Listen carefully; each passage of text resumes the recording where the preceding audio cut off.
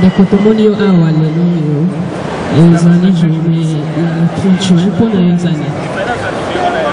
Matondo mingi, la solo les deux années journée avec 30 juin, les années journée soki bon soli nango to ezalaka na maboko ya babengi bato ezali journée moko oyo tozali kokanisa boni baoyo bapapa na biso bakoko na biso babundaki ete ndoko na biso ete malibanda mais malheureusement indépendance wana esalaka 3 jours banda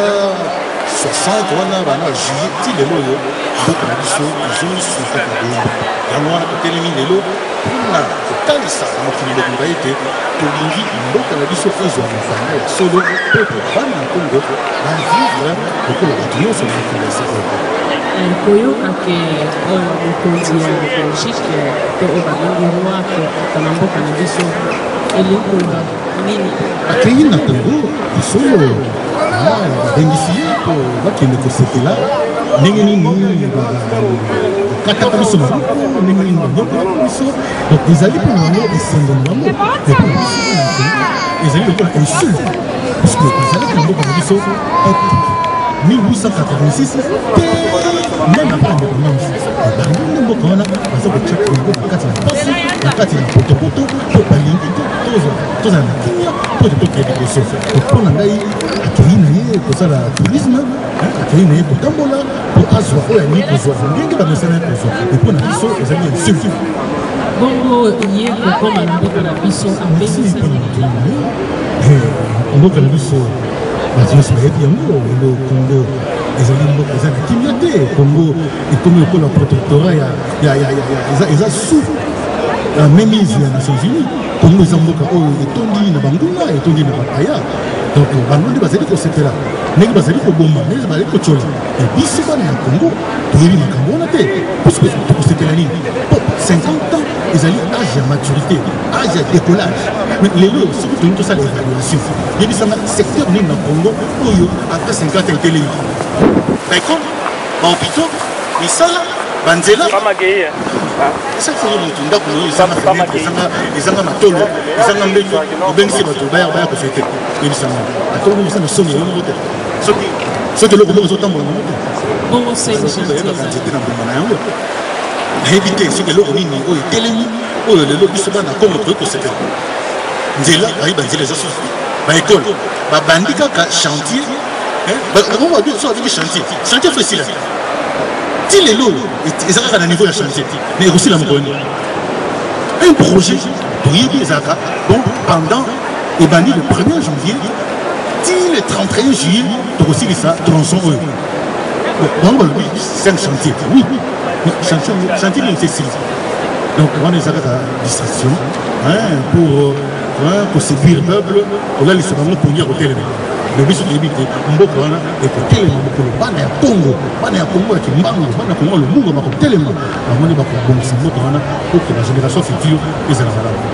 bato bazali kolobaki atoli boulevard du 30 juin est-ce que kotonga ya ye balabala elingi kolégitime est-ce que bato bakolia boulevard du 30 juin Congo eza mboka monene superficie 2 345 000 km². Est-ce que moto akoki kolongo na Kinshasa akende ti na province ya Katanga na motuka boulevard wana eza kaka banani baza na ville wana kaka bato bamoyebi eboko bato baza na Banzalemo oyo baza na Kisenso oyo baza na Matalimayo oyo baza kuna na fin fo est-ce que baza na nzela non moi je crois qu'à un certain moment biso bacongolais il faut tokoma sérieux topona bato oyo bazali bana ya mboka mpe baza na projet de société oyo okoki kotombola mboka bon balobi mopaya mpe asungaka bana mboka biso oza mopaya oza na mboka banini landa mpe miboko wana bongisa yango mpe bon soki oselenga te bana mboka bakobenga na yo moi je pense que oyo azali koestima aza congolais il faut azala souci ya mboka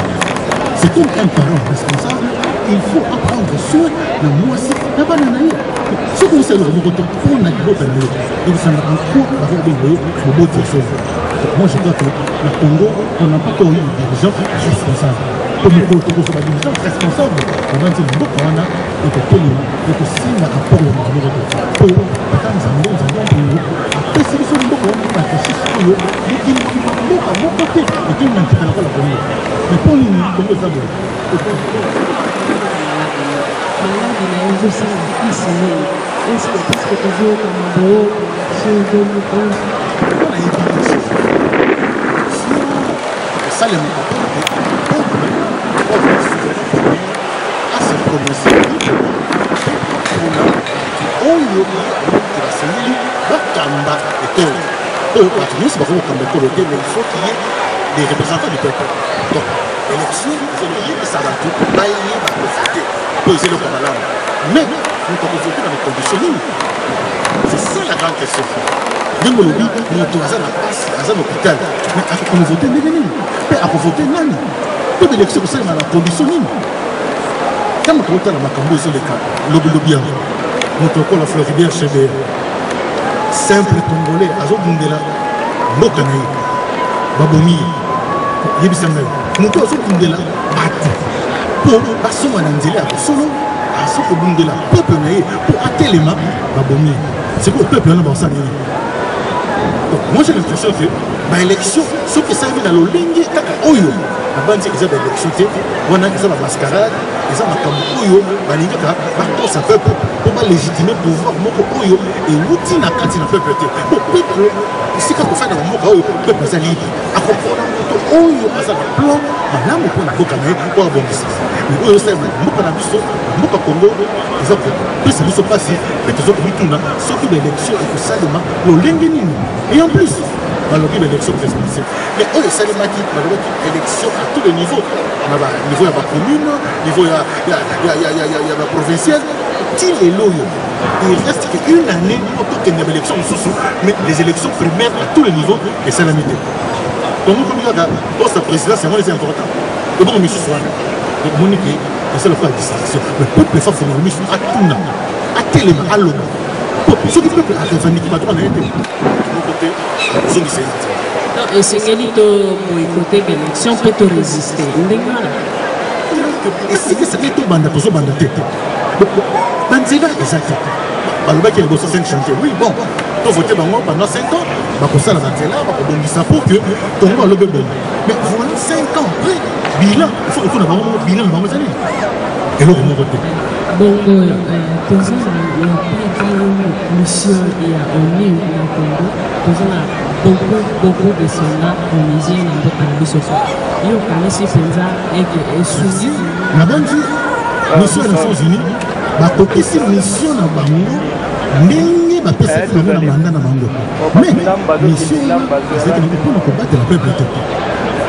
to basali mosala na bango ndenge babongisaki plan na bango diabolique mpona kopanza congo mpona kobebisa mboka na biso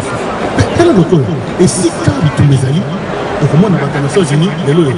bakomi na bango kosala kindumba bakomi kobotana bana mboka baza koviole baza na kati ya makambo ya pédophilie baosala batrafic ya baminere donc voilà mosala bazalaki nango mais nabandi ke bato wana mokolo ezali justice ekosalema mpo tokotika bango te to baza mission ya pe baye na mboka mais eloko baosala kongo batie pe place nini baélection osalema tricherie na miso na bango bango bazaka mboka na biso ekambami nanu na bana mboka te Congo lelo ekomi un état qui n'existe pas c'est ainsi que moto nyonso aza koya aza kosala oyo alingi mais bana ya Congo baza libanda mokili baza kose préparer mais je me dis le moment viendra le pays là sera géré ekosimbama je crois que ntango ekoki 50 ans yango ya soi-disant indépendance biso bana mboka totelema toyeba kosimba oyo ezali patrie oyo ezali miso moko esika bakunda mikolo na biso mboka oyo nzambe apesi biso mboka kitoko etonda nkita esengeli kaka to reprendre conscience totelema tosimbana ebongo tobalola makambo pour que bana ya solo ya Congo bayeba kosimba mboka wana batelemisa yango parce que bana na biso avenir ya Congo soki biso tosala moko te il n'y aura rien